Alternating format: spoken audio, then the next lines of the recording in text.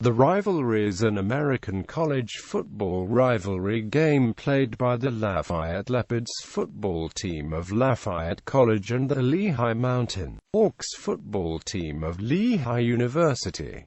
It is the most played football rivalry in the nation and the longest uninterrupted annual rivalry series. As of 2015, the rivalry has been played 151 times since 1884, with only a single interruption in 1896.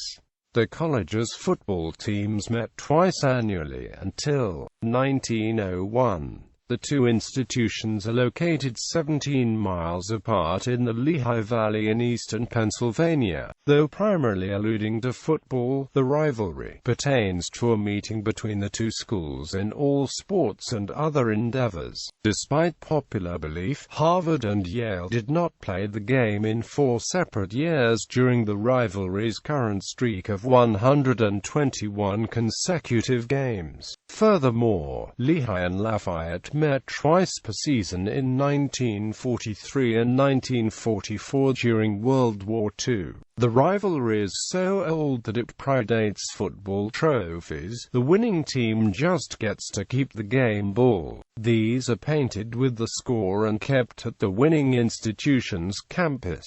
Lehigh displays its game balls in its Athletic Hall of Fame, and Lafayette keeps its game balls at the official residence of its president. The evolution of the shape of the football can be seen in the displays of past game balls, since the early ones predate even the invention of the forward pass. The football game is usually sold out months in advance and has inspired books and a PBS television documentary narrated by Harry Callas. In 2006, ESPNU ranked the rivalry No. 8 in the top 10 college football rivalries, and Sports Illustrated has told its readers that seeing it is something you have to do once in your life. On November 17, 2012, prior to the 148th game, the presidents of Lafayette College and Lehigh University, Daniel Weiss and Alice Gast, respectively, jointly announced that the 150th game was to be played on November 22, 2014 at Yankee Stadium in New York City, and was broadcast on CBS Sports Network. Series history. Early days. Although they did not meet on the football field until 1884, an anecdote from David Bishop Skillman's History of Lafayette College reveals that bad blood existed between the two places even before Lehigh was founded. When Ashipaka first moved to Mauch Chunk as an uneducated carpenter, he joined the congregation of a local Presbyterian church following his family's footsteps. However, he did not fit in well with the other more straight-laced members of the congregation, and so left and joined an Episcopalian congregation that welcomed him. One day after Ashipaka had risen into affluence and before he founded Lehigh University, R.E.O. Pardee, a coal baron from Hazleton, approached Judge Packer in connection with the addition of an engineering wing to Lafayette College. While eager at first in the proposition, Judge Packer's enthusiasm turned sour when Pardee mentioned that the school would be under the control of the Presbyterian Church. Judge Packer let him know that he would have nothing to do with any school run by the Presbyterians. Ashipaka later enlisted the help of the Episcopal Bishop of Philadelphia, William Bacon Stevens, when founding Lehigh University. First athletic events. Lafayette records indicate that the first athletic meeting between the two schools was a series of baseball games played in Easton and Bethlehem in October 1869. The first game was a 45-45 tie, and Lafayette won the second meeting 31-24. The first joint athletic track and field event held between the two institutions was on May 14, 1881 on the grounds of the Lehigh University Athletic Association. The meet consisted of 14 events: 100 yards dash, half-mile run, throwing the hammer, running high jump, 440 yards dash, mile walk, putting the shot, running broad jump, 220 yards dash, mile run, pole vaulting, 120 yards hurdle race, bicycle race, standing high jump, and tug-of-war. Lehigh emerged with a decisive victory, winning 10 of the 14 events. As a sign of the intense rivalry that would develop between these two schools, an article in Lafayette's student newspaper, the Lafayette College Journal, called the Losay defeat in our recent contest with Lehigh University, a defeat, too, doubly humiliating, coming, as it did, from an adversary in every other respect our inferior. Early football. Lafayette football began in 1882. The game was closer to rugby back then, and even the goals and touchdowns were recorded separately in the scores. After football rules were standardized in 1883, Lafayette's manager Theodore L. Wells approached Lehigh and offered to play them. Lehigh thus formed its first team in 1884, managed by Richard Harding Davis, which gamely played and lost twice to the more experienced Lafayette team. The Lehigh freshmen were dismayed by the lack of support that the administration showed the team. They thought the rickety stands built for the 1887 event in Bethlehem were a disgrace and set them on fire at the end of the game to celebrate Lehigh's first win. Thus, the tradition of exuberance surrounding the game was started. Since the start in 1884, only in 1 year have the teams not met, because few schools were playing football at the time and travel was more difficult in the horse and buggy era. Lehigh and Lafayette played each other twice in the early years, with each school hosting one of the games. This continued until the development of modern football in 1902, when the current annual game was established. Only twice have Lafayette and Lehigh played other than in Eastern Bethlehem. In 1891 the teams played a third game in Wilkes-Barre, before 3,000 spectators. A newspaper report stated, quote, "By far the largest crowd that ever witnessed a football game in Wilkes-Barre, and the cheering of the students seemed to startle the natives." Quote, "That was one of 3 Lafayette-Lehigh games that year. Lehigh won all 3. The next meeting outside the Lehigh Valley did not take place until 2014, when the schools played at Yankee Stadium to commemorate the 150th game in the series. Modern era, the rivalry's football game has been postponed only twice. The first postponement occurred in 1904 because of the death of Dr. Henry S. Drown, president of Lehigh and former faculty member at Lafayette. The only other postponement was in 1963, when the game was moved from November 23 to November 30 following the assassination of President John F. Kennedy. During World War II, the war restricted travel to other opponents, and Lehigh was hosting officer training programs which limited sports programs. Thus, to fill out the schedules, the nearby schools played 2 football games again in 1943 and 1944, with Lehigh students forming ad hoc teams just to keep the rivalry tradition alive. The combination of only missing 1 year of play since 1884, plus 19 years with 2 games and 1 year with 3, has led to the rivalry becoming the most played in college football. Before 1991, when new rules and game start times were imposed, it was traditional for the fans to tear down the temporary wooden goalposts that the schools erected for the event. The pieces were kept as souvenirs in the fraternities of each school. Eventually, taking down the goalposts got out of hand, with students fighting for the torn-down goalposts. goalposts and with each other. As early as before the third quarter, new rules were implemented for the 1991 game played at Lehigh when H-shaped steel goalposts anchored 10 feet into the ground were first used. The fans who rushed the field were frustrated by the new changes and showed this by tearing up and throwing pieces of sod at the security guards and police who were surrounding the posts.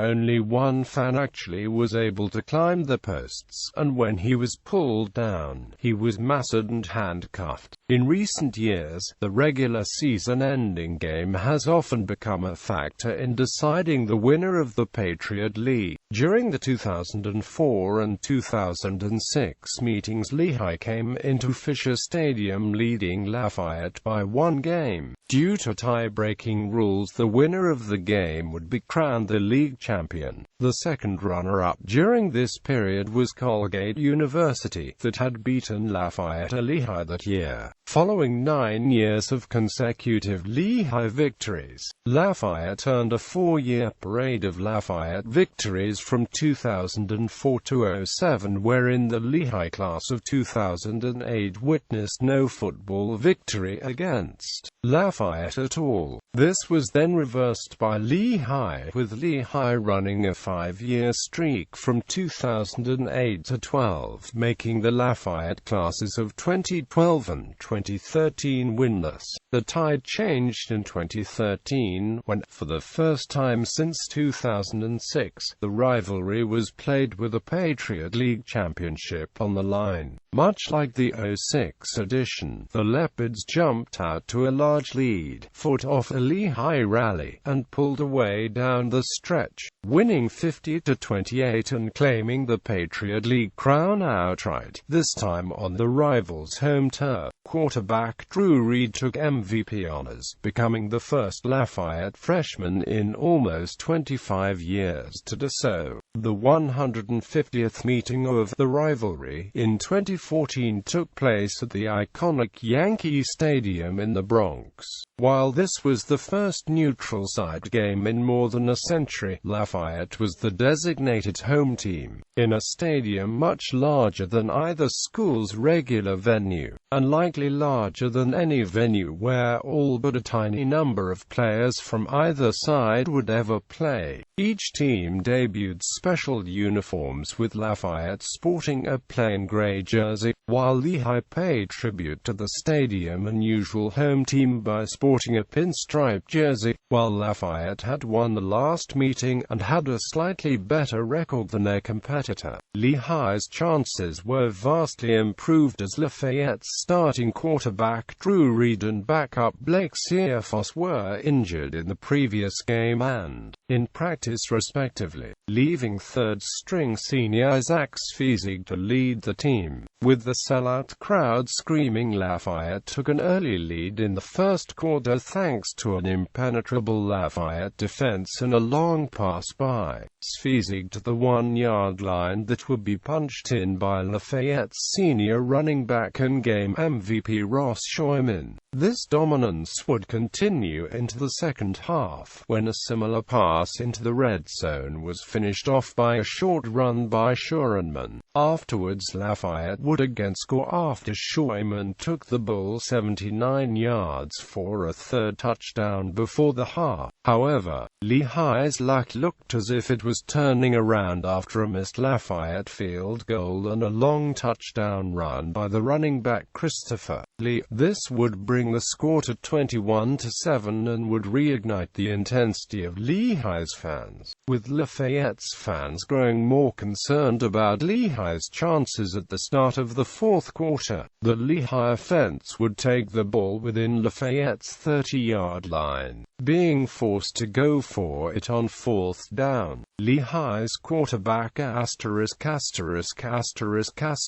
would be sacked by Lafayette freshman Brandon Bryant, resulting in a turnover on downs. Lafayette would get the ball back and battle to the end zone, ending the drive with a touchdown pass by Sfezig to receiver Matt Mrazek. effectively ending the game. Lafayette would miss the extra point. The game ended 27-7 with Schureman running for a school record 309 yards, earning him the game MVP. Lafayette earned a total of 500 total yards, while Lehigh was unable to amass half of that, earning only 232 total yards. As a result, Lafayette expanded their overall lead on Lehigh to 11 games.